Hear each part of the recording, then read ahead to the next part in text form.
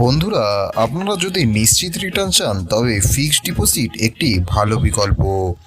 বর্তমানে ভারতের দুই প্রধান সরকারি ব্যাংক রয়েছে, যার মধ্যে দুটি হলো এসবিআই ও পিএনবি। এই দুই ব্যাংকই 1 বছরের এফডিতে 6.8% করে সুদ দিচ্ছে। বন্ধুরা, আপনারা কি জানেন 5 লাখ টাকা বিনিয়োগ করলে আপনারা কত টাকা পেতে পারেন? এসবিআইতে 1 বছরের ক্ষেত্রে এফডি করলে আপনি 5 লাখ টাকা এখানে যদি বিনিয়োগ করেন তাহলে ম্যাচুরিটির সময় পাবেন 5,34,877 টাকা।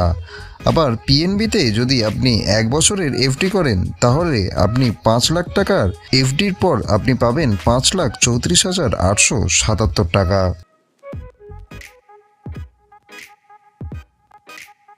বন্ধুরা, তাহলে আপনারা কোন ব্যাংকটিকে বেছে নেবেন? যেহেতু দুই ব্যাংক একই সুদ দিচ্ছে, তাই ব্যাংকের বিশ্বাসযোগ্যতা, পরিষেবা ও অন্যান্য শর্ত দেখেই সিদ্ধান্ত নেওয়া ভালো।